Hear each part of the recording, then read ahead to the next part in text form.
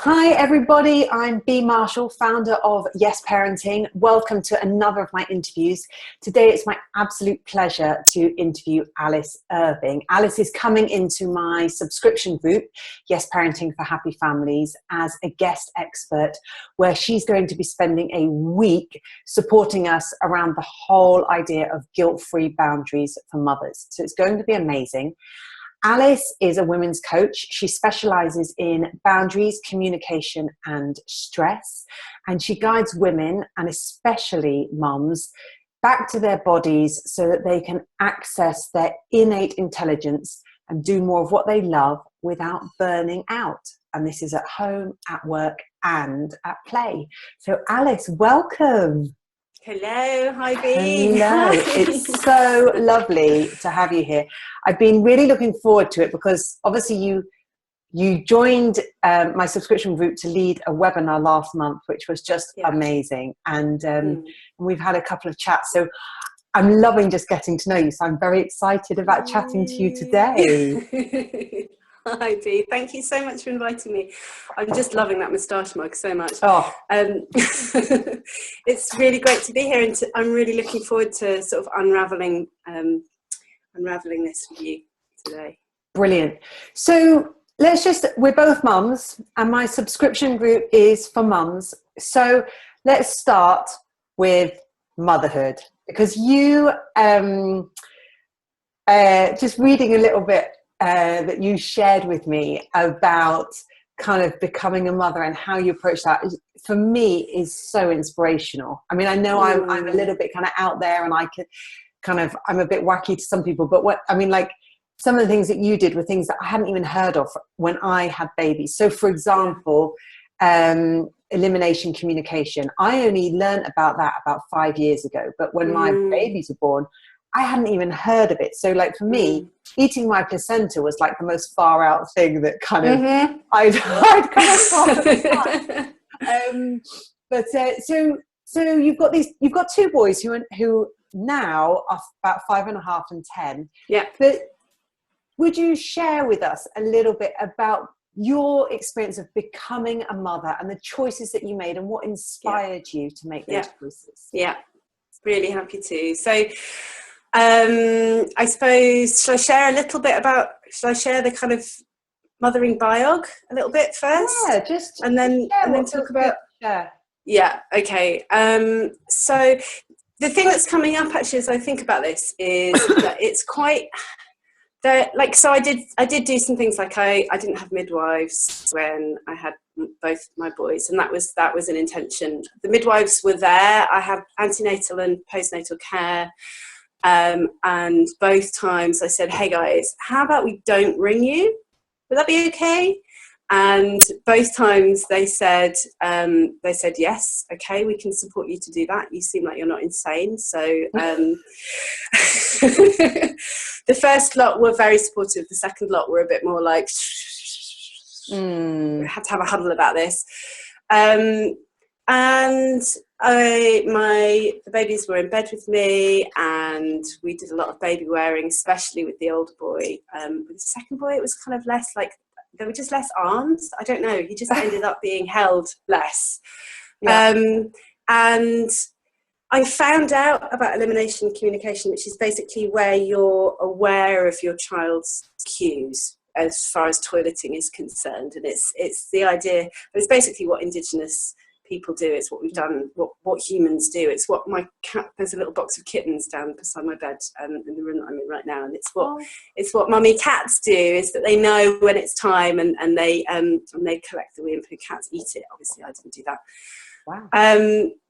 So I was really thinking about what I wanted to say was, I think there's something about like, it's, and of course I breastfed, of course, this badge of like, oh, I've got this stripe and this parenting stripe and this mothering stripe, and I'm like one day I'm going to be brown owl, look at me. And so there was like a hesitation when you that I felt when you invited me to say that, because I think that none of those things meant that I had a blissed out, perfect babyhood or experience of parenting, I was really, really, really, can I swear? I think by the way, swear. Yeah. I was really fucking stressed out and really tired and quite anxious about getting it all right. So, you know, that's kind of the flip side. And I think part of why I was looking for these practices was like, well, if I do this thing and this thing and this thing, then it'll all be okay. And all this sense of not being okay is going to be better, and I'll be a good mum. Can you hear that in the background? The mummy's just arrived home and the kittens are all going, "Mummy, mummy, mummy." So yes, so that's one side, and I just feel like it's really important to name that, actually, because there's a lot of shame that women carry about not being good enough as mums, and I didn't breastfeed, or I didn't have a natural birth, or I didn't, you know.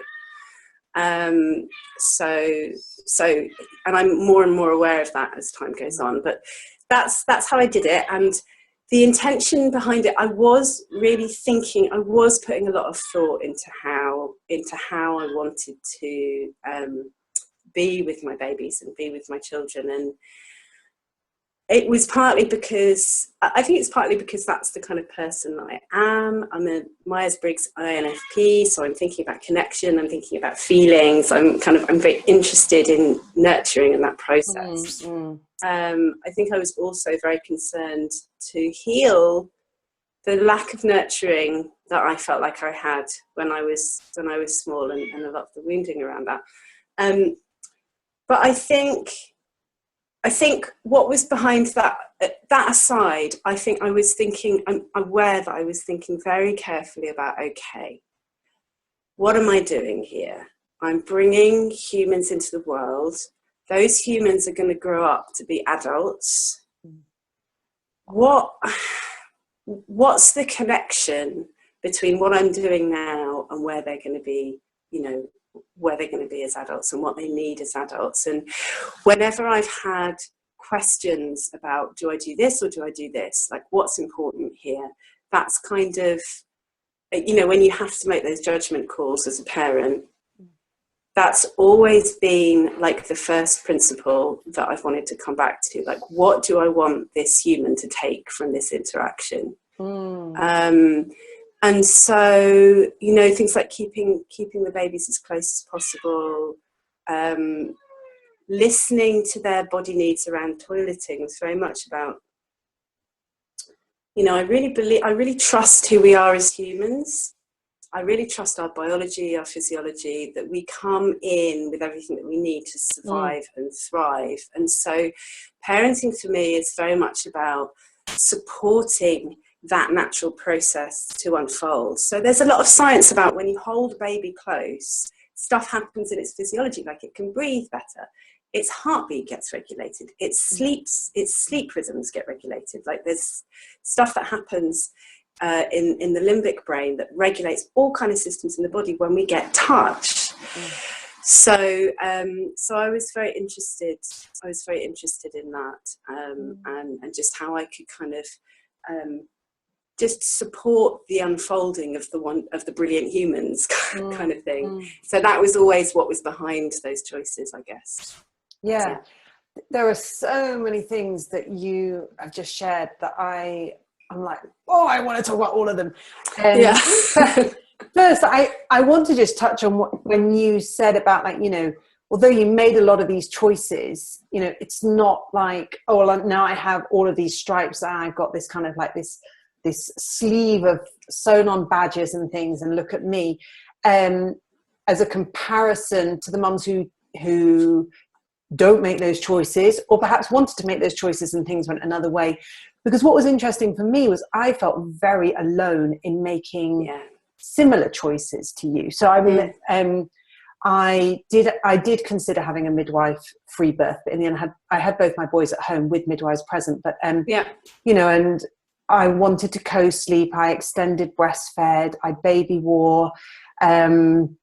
A lot of choice I made, but because I felt very alone, I didn't know any other moms like that. I actually felt my own shame about the whole being different. It tapped into a lot of things, this kind of stories through my life about like, oh, you know, you always have to be different. You always have to go one step further. You always have to overthink things. So it's actually interesting. I think that it's not really about the choices and the decisions you make around birth. It's around this fucking society that has poured all of this shame onto a process that, you know, is such a powerful experience for women, no matter what happens. You know, this kind of, this powerful act of creating and birthing a human being is just extraordinary. But it was interesting just noticing kind of my experiences of shame for being that different, making those choices that were perhaps in the minority, and not having anyone else around me that was making them. People thought I was completely bonkers. So, you know, one of the books that you mentioned when you were sharing some things with me by email was The Continuum Concept. And that was a book that really inspired me. And I loved reading what you, I'm going to just read this is what Alice actually wrote. This is quoting us. I loved The Continuum Concept, and it was my parenting Bible to start off with until I realized it isn't a Bible.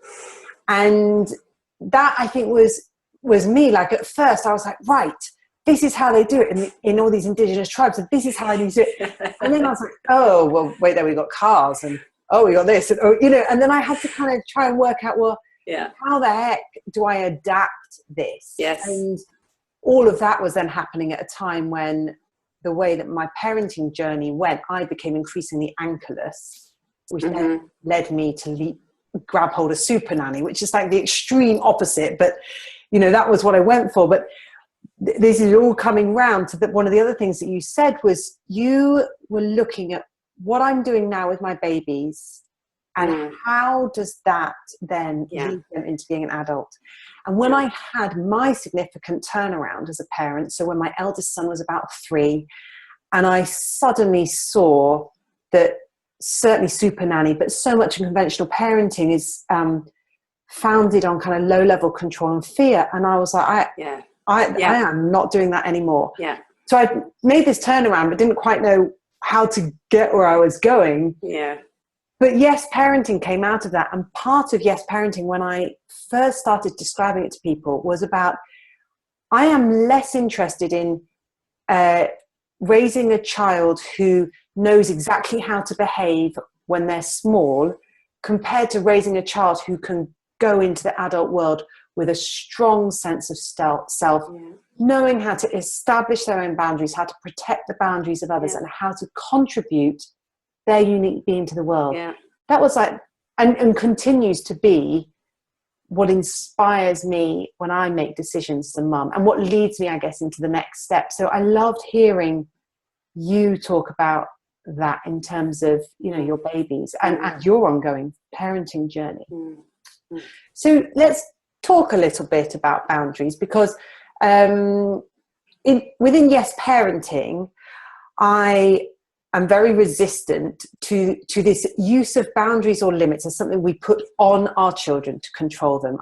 From a Yes Parenting perspective, I talk about saying yes to establishing and protecting boundaries for ourselves. And while our children are still dependent on us, establishing and protecting boundaries for them.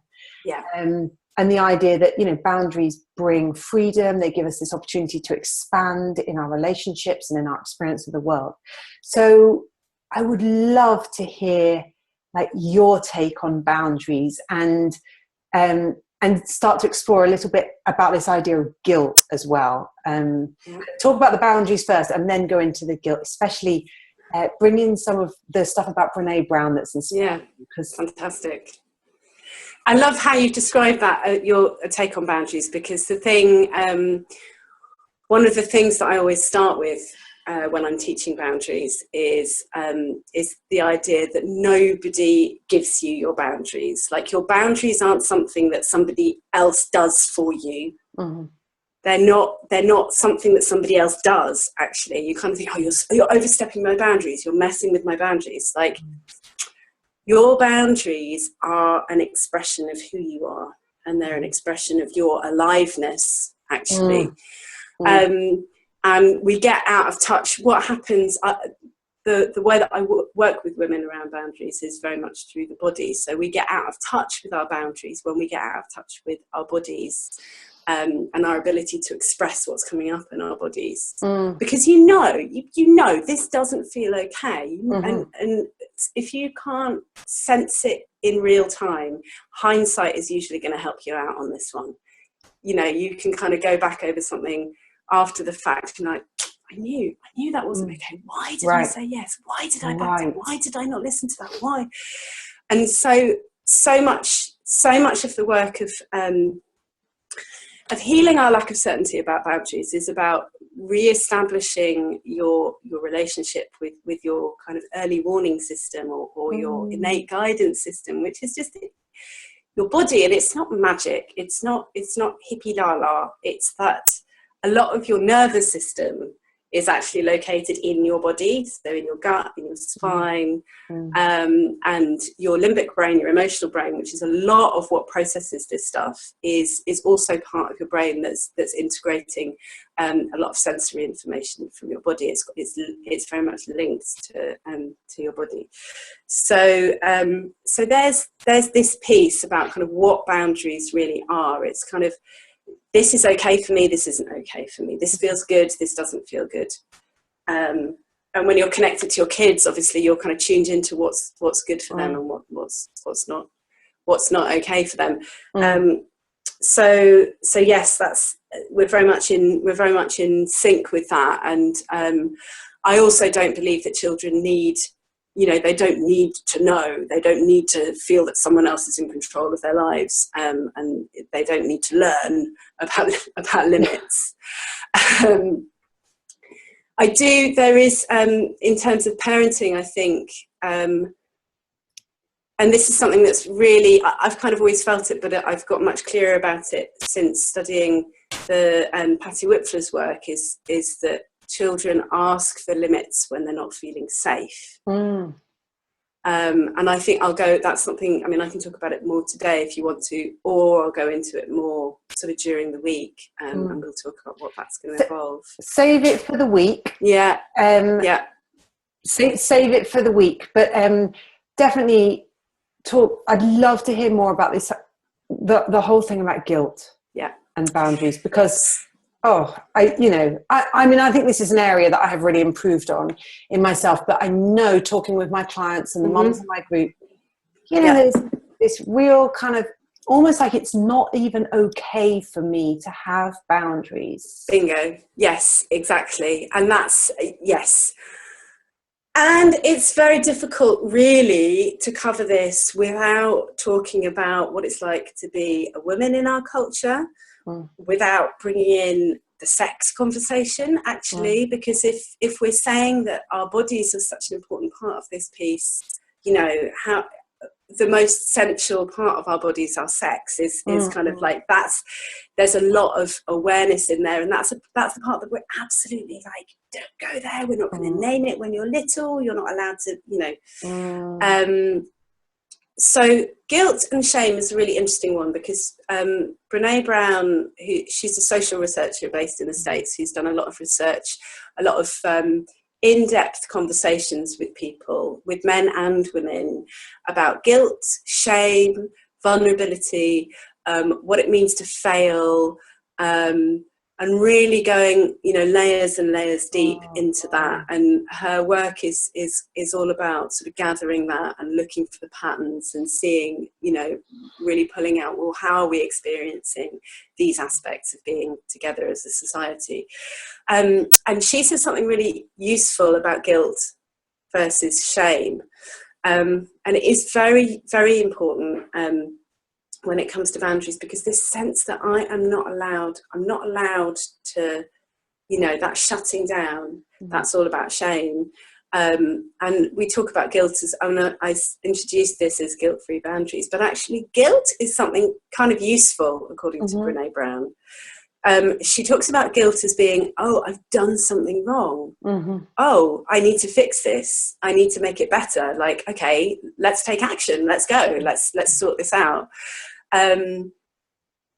and quite often when we talk about guilt, what we're actually talking about is shame, which is, you know, it's much deeper, it's much more pernicious, and it's much more dangerous when it comes to really taking care of our boundaries. So shame is the sense that I am fundamentally wrong. I cannot get this right. Every direction that I go in, I'm going to get this wrong. And I think for parents, one of the places where this comes up the most intensely is about boundaries. And I think it might be useful to kind of lay out how boundaries come up for mothers. Would it be useful to summarise that? We've got about 5 minutes left of our interview, but yes, definitely. That's great, because I think it just kind of, it helps to sort of anchor this in what we're actually experiencing. So I think the 5 areas where mothers are struggling with boundaries are peer pressure, so kids asking to do stuff because their peer, you know, they want to keep up with their peers. Personal space and self-care time, so actually asking for time to rest, asking for time to take care of yourself, putting yourself before everybody else's needs.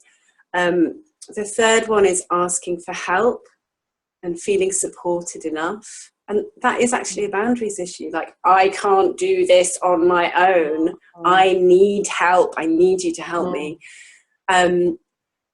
The other place where we feel a lot of shame and we struggle is around wanting the kids to feel loved and being afraid to say no, because being afraid that they won't trust their connection with us if we say no.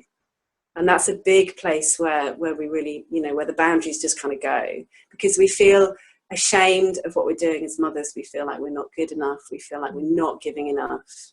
And the fifth one is around sex, which seems like it's disconnected from this, but actually it's so much about how we live in our bodies and how we live in our pleasure and our joy. And I'm speaking for myself. It's something that is really, I know very few women who are really, really centered in their expression around what their bodies want. And so shame has a part in all of these things, because we feel bad and that takes us off center. We can't listen to what's going on. We can't listen to what we really need, what the situation is called for, number one. Number two, you're afraid to speak up when you do get a sense of what's needed, because you've been told that your voice, you need to be quiet, you need to be good, you need, you know, we know what's right for you, you don't really understand, this is what you know, don't listen to, you know, you're off track, we know what's better for you. And all the shaming that goes on around sex, pregnancy, childbirth, postpartum, looking, you know, finger wagging left, right and centre means that we're just like, you know, we're out of our bodies, we're off centre, and we can't speak. Yes. It's interesting when you were just talking about those kinds of messages that we get growing up. I mean, I remember a phrase that I feel like I heard a lot, which is, you know, I want doesn't get. Yes. You know, if you've got I want doesn't get, well then how as a woman are you meant to say, you know, I want to ensure I have enough time for myself so that I can show up for my kids, for my partner. You know, I want us to be having more sex.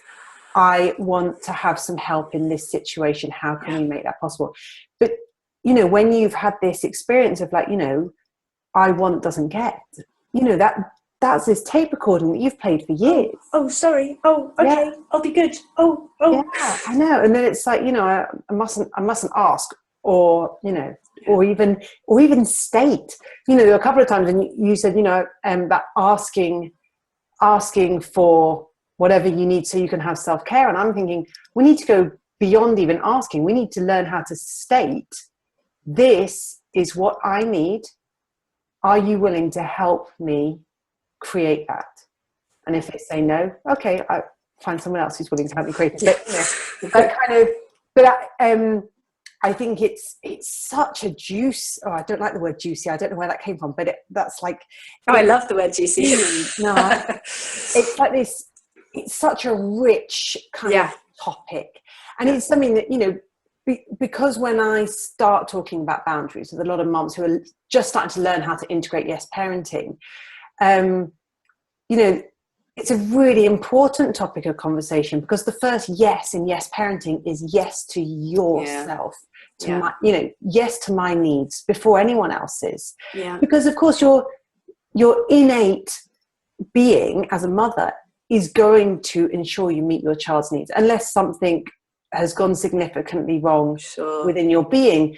Your innate being is going to ensure you meet your child's resources. So you have to consciously go, right, what do I need? And how am I saying yes to that? And so I'm so excited about you coming into the group to go into this in more depth. I feel like I could talk to you for hours and and just let the conversation just kind of spread. But maybe we should do that. My youngest son, he's 11. He tells me that on YouTube they do live streams, where they start the live stream at, I don't know what time, and then basically if you're watching, you're viewing and you're commenting and you're sharing whilst the person on the screen is talking you through a game they're playing. And these live streams go on. Whoa, yeah. Maybe we should have like a live stream conversation and, just set aside a day and be like, right, we're going to go live at this time. Yeah. Be cool. I think it should definitely involve a swimming pool and... yeah, I'm open to that. A spa resort, a live stream from a spa resort. Oh, it's been so good to talk with you today. Thank you for joining me. You too, Bea. You too. And looking forward to having you as guest expert in my group next week. Lovely. Okay, wonderful. Bye-bye. Bye-bye.